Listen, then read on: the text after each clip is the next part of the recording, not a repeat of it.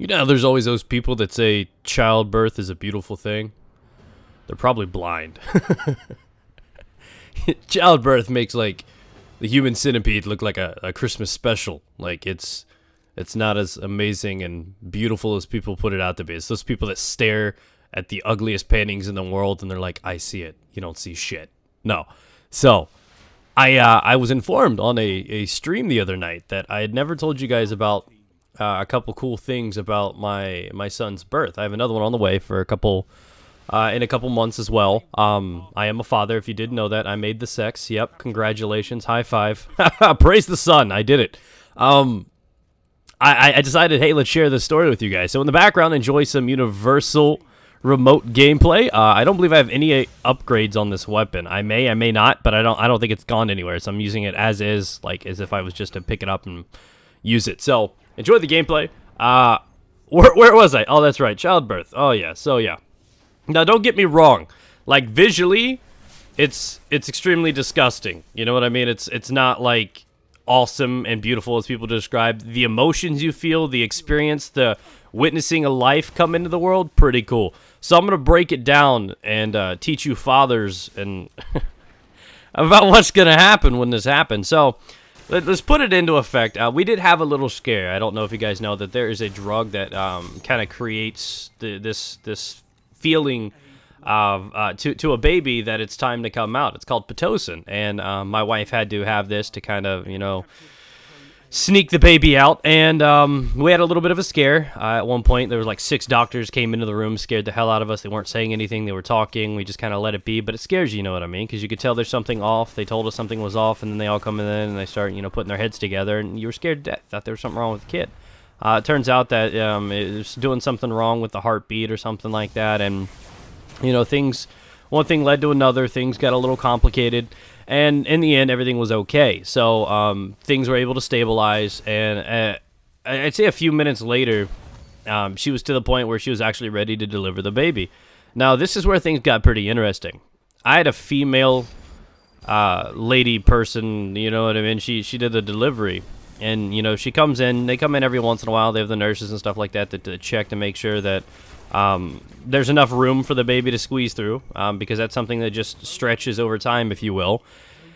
I'm trying to, like, paint this without completely disgusting you or using words that you probably have no clue what they are. JK, look at that guy. He heard me talking. He's like, no, I'm out of here. Fuck this story. So what really got interesting is she came in. My wife, like, it just exponentially evolved from where she was before. Like, oh, no, we're ready to go.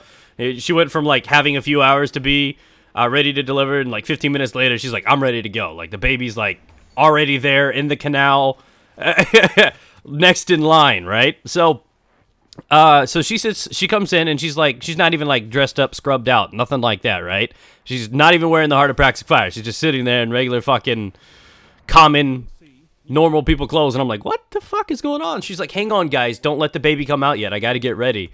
And I palm face so hard, I'm like, we can't even have woman doctor. She's got to put her face on and get dressed. And I'm like, oh, this is going to take 30 minutes. No, seriously, she put it together. But it made me laugh because she legit said, don't let the baby come. I've got to get dressed. And I'm like, only a woman would say that. No dude would say that. A dude would be like, let's go. You know what I mean? But she had, of course, for sanitary purposes, she got ready. So she leaves the room. She gets dressed. She leaves the room. She comes back with a big fucking bucket. Now, you know those buckets, like those big, like, 30-gallon paint buckets or whatever the hell you want to call them. You can find mud in them, you know, drywall, spackle, stuff like that. You know those big-ass buckets. Sometimes you take them fishing. They stand, like, 2 foot off the ground or something. They're circular. They're pretty cool cylinder.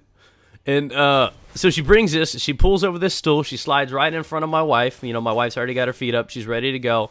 And this lady, she just brings over this thing, and she sets it down between her leg, and I'm sitting here like, are we going fishing? Like, you know what I mean? Can you imagine, like, the masculinity, the cockiness, you know, you just slide over on the stool, you put it between your legs. I think it was like a shit bucket, or like a piss bucket, like, we're gonna be here a while, and I may need to, like, never move. But she puts it down, and I'm like, I have no clue what this is for, right? So I'm like, all right, whatever. And a couple minutes later, the baby started popping out. So it came out head first, and it was one of the weirdest, most frightening things I've ever seen in my life. I think because babies aren't developed enough, they don't have the blood flowing properly. They don't have color developed in them, the pigment, if you will. And as the baby was coming out, like head first, it looked straight white. I'm talking like white, like if you were in Photoshop and you click white, it was white. Like it was like I thought there was no skin on the baby and just coming out as a skull. Thought we were having a baby skeleton. Like it was really weird. So the baby started coming out. It scared the hell out of me because I had front row pay-per-view passes, and I'm looking at this thing, and I'm kind of like weirded, but disgusted, but happy. It was all these emotions at once. And the baby finally officially comes out. You know what I'm saying? The baby officially comes out, and I'm happy. She looks at me, and she's like, do you want to cut it? And I'm like, yeah, give me the sword of Crota. I'm ready to go. So she hands me these things. I cut the cord. The baby has to go over to this little bed thing, and you have to heat up the baby. Don't worry. It's just 350 degrees Fahrenheit. It's okay. It's going to slow cook it. So it's like you got to put this in the baby, and they got to get their shots and be looked at and looked over. So they took the baby away, make sure everything was okay because of the earlier complications. And then the doctor's sitting there again with this bucket that I have no clue what it's for. And she turns over and she looks just right at me, and then she starts having conversation. What'd you think? Was it beautiful? Did you like it? Are you happy? How are you feeling right now? All the while, she is pulling this never-ending tube thing from my wife's hole, you know what I mean? Which is, I guess, the remnants, the attachments to the afterbirth, the placenta, the whatever the hell you want to call it.